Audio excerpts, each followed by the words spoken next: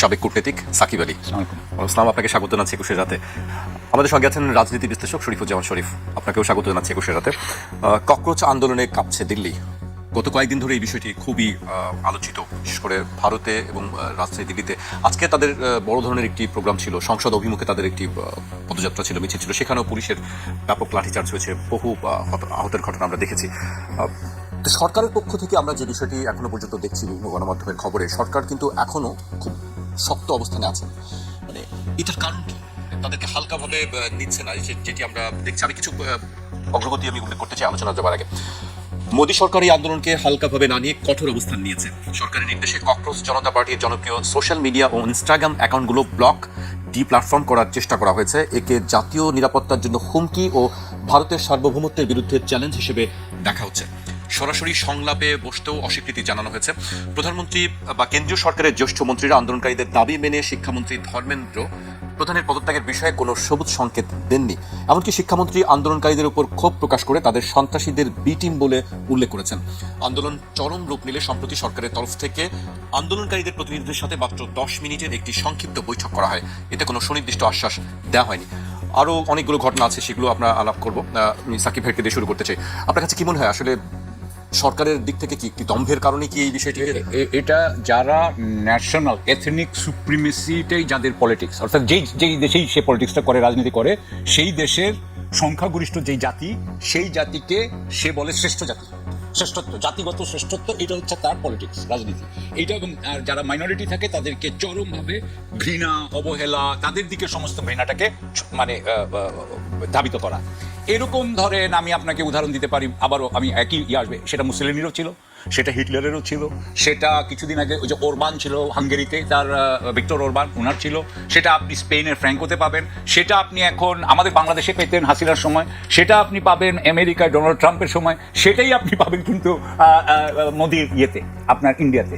এমনকি আমি আপনাকে আরও একটা উদাহরণ দিই, আমি যাচ্ছি কিন্তু একটা স্পেসিফিক দৃষ্টিকোণ থেকে। এই একই জিনিস কিন্তু আমাদের পাশে মিয়ানমারে বামার নেতৃত্ব, যেটা আসলে বামারদের, আপনি তো জানেন যে 60% ইয়ের পপুলেশন হচ্ছে বামার। এই জাতিটার যারা লিডার তারাই কিন্তু আর্মিটাকে কন্ট্রোল করে। তারা কিন্তু গুলি করতে কিন্তু কোনো তাদের ইয়ে হয় না, মানে পিছপা হয় না, গুলি করার ব্যাপারে তারাই খুবই সিদ্ধহস্ত, বাচ্চা কাচ্চা কাউকে না। সো আমি যেটা বলতে চাচ্ছি যে যারা সুপ্রিমেসিতে বিশ্বাস করে, তার জাতির, নিজস্ব জাতির, সে এই সুপ্রিমেসির বিরুদ্ধে কেউ দাঁড়ালেই তার ব্যাপারে সে অত্যন্ত কঠোর হয় এবং আপোষহীন হয়। এটা হচ্ছে গিয়ে রাজনৈতিক কারণ। তো আমি মনে করি যে দেখেন, এর আগে গত মানে প্রায় 15 বছর না, যে 2014-তে উনি পাওয়ারে আসলেন, 2014-তে উনি পাওয়ারে আসছেন নরেন্দ্র মোদী। 2014 থেকে এই 26 পর্যন্ত উনি তো কখনো ব্যাকডাউন করেন নাই। আপনি জানেন যে এই এতগুলো বছরে উনি কিন্তু প্রেস কনফারেন্স দেন না, উনি কারো কিন্তু ওনার যে, এবং উনি কিন্তু একমাত্র ন্যাশনালিস্ট হিসাবে, জাতীয়তাবাদী হিসাবে ভারতে নিজেকে প্রতিষ্ঠিত করছেন। সুতরাং উনি ওনার বিরুদ্ধে তেমন কোনো রাজনৈতিক ইয়েও নাই, মানে আপনার অপোজিশনও নাই। কয়েকদিন আগে উনি বেঙ্গলও পেয়ে গেছেন, ইয়েও দাঁড়াতে পারছে না। সুতরাং উনি হয়তো মনে করছেন যে ওনাকে কেউ ফেলতে পারবে না। এবং এইখানে উনি হয়তো মনে করছেন যে উনার তো দেখানো দরকারই নাই, এবং না দেখালে উনার যারা আপনার পাওয়ার ব্লক, অর্থাৎ উনাকে যারা ভোট দেয়, যারা নিজেরাও হিন্দু শ্রেষ্ঠত্বে বিশ্বাস করে, সে বলবে যে হ্যাঁ, হিন্দু শ্রেষ্ঠত্বের বাহক আমাদের বীরত্ব দেখাচ্ছেন, এটাই তারা হয়তো পছন্দ করবে, সেই জন্যই হতে করছে।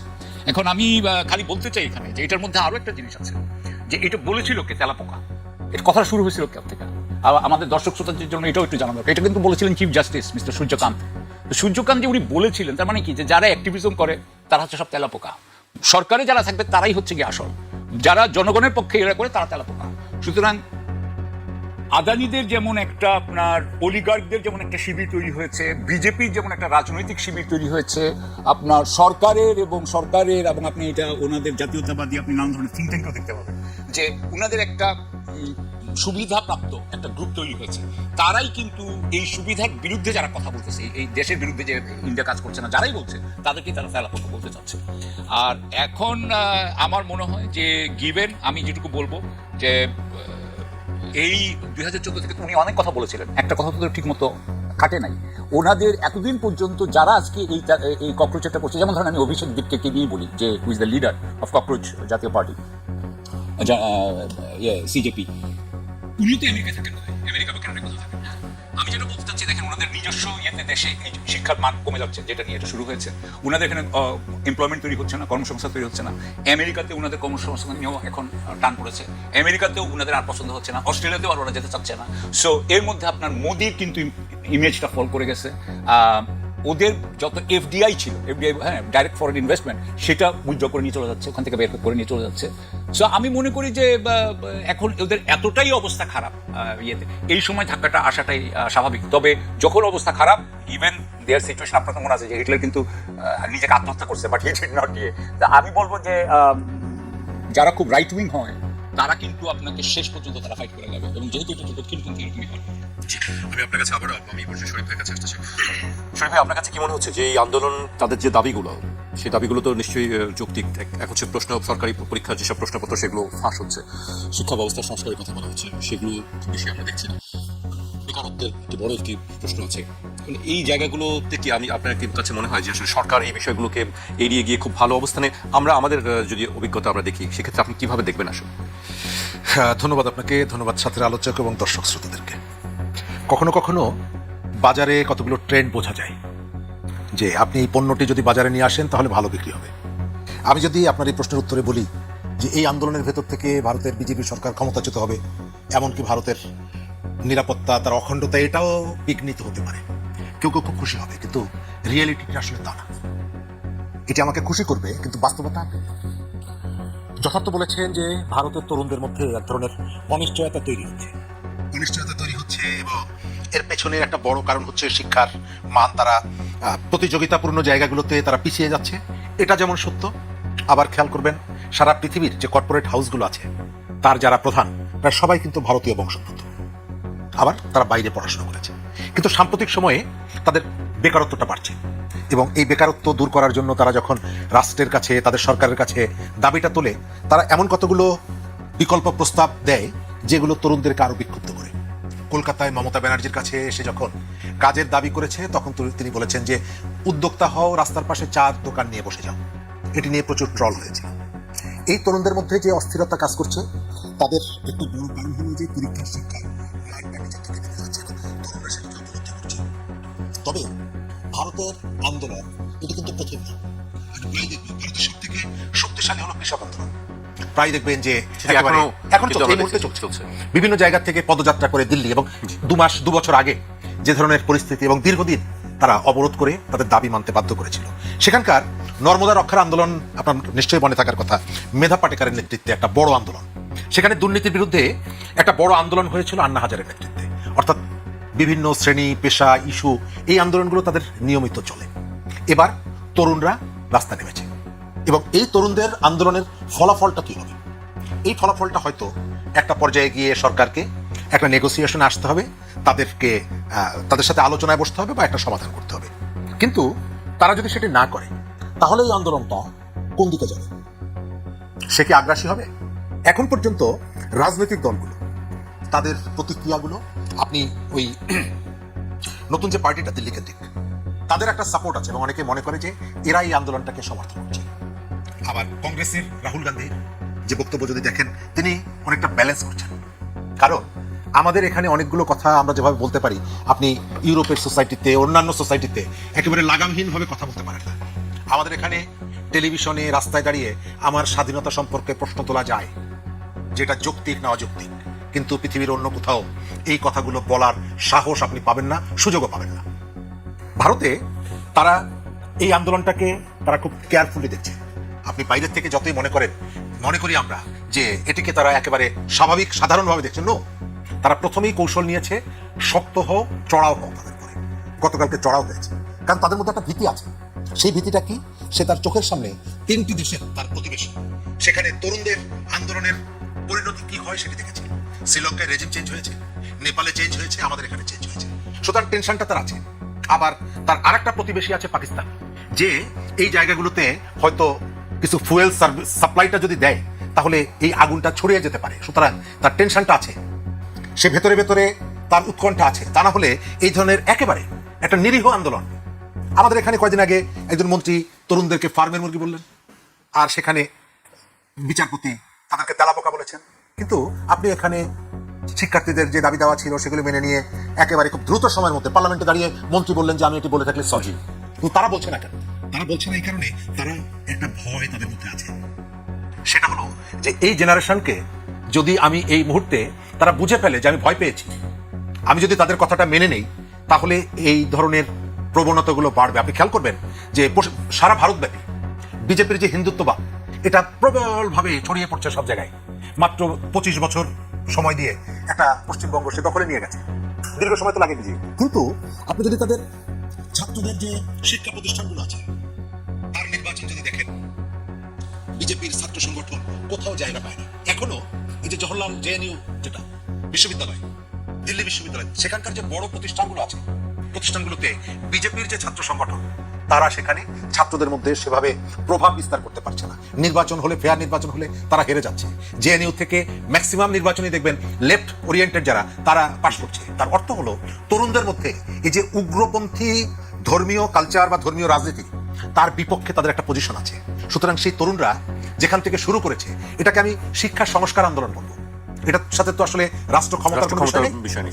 এটার ভেতর থেকে তাদেরকে দাবি আছে। ঠিক আছে, ধরেন যে কৃষকরা বিজয়ী হচ্ছে আন্দোলন করে, এবং লাস্ট যে কৃষক আন্দোলনটা হয়েছে সেই আন্দোলনের সামনে থাকা একাধিক নেতা মহারাষ্ট্র এবং পাঞ্জাব থেকে লেফট নেতা, তারা সবাই এমপি হয়ে এসেছেন এবং তারা স্বীকার করেছেন যে কৃষক আন্দোলনের সাথে যুক্ত থাকার কারণে আমরা এই জায়গাটা, এই সুবিধাটা পেয়েছি, মানুষের কাছে আমরা গিয়েছি। কিন্তু এই জায়গাটায় তরুণরাও যদি এই ধরনের একটা নতুন সেক্টর ওপেন করে ফেলে, তাহলে রাজনীতির দল হিসাবে এটি ভারতের অখণ্ডতার জন্য খুব একটা আমাদের কারো ধারণা যে এর ভিতর থেকে তার ওই রকমের কতগুলো পরিস্থিতি তৈরি হবে, তা না।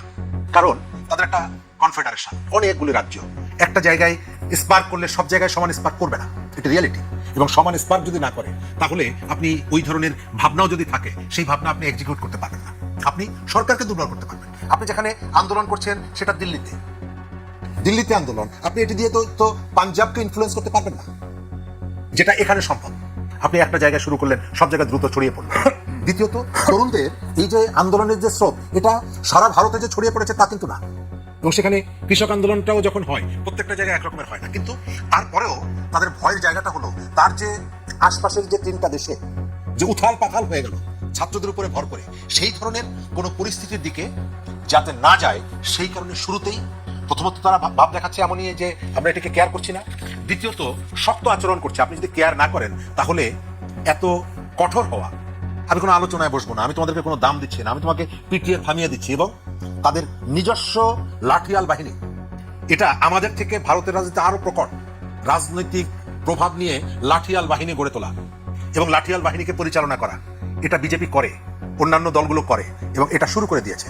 একদিকে পুলিশ, আর একদিকে নিজস্ব রাজনৈতিক গুন্ডা যারা, তাদেরকে নামিয়ে দিয়েছে।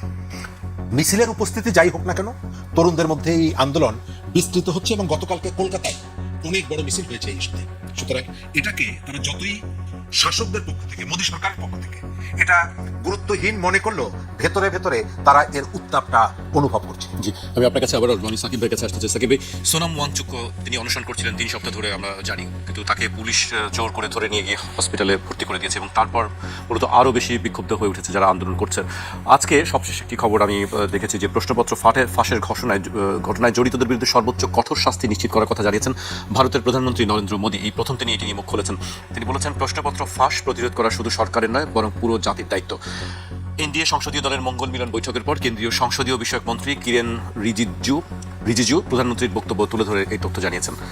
আপনার কাছে কি মনে হয়? আমি দেখলাম যে সবশেষ প্রধানমন্ত্রী নরেন্দ্র মোদীও এই বিষয়ে কথা বলেছেন। আসলে কি সরকারের পক্ষ থেকে নমনীয় আচরণ করা হবে, কি মনে হয়? আর প্রথমত আমি যেটা মনে করি যে স্বৈরাচারী সরকার যেগুলো থাকে, যেমন শেখ হাসিনা আমাদের এখানে যতদিন ছিলেন, তার একটা কথা ছিল যে রাস্তা কিন্তু আপনি দখল করতে পারবেন না।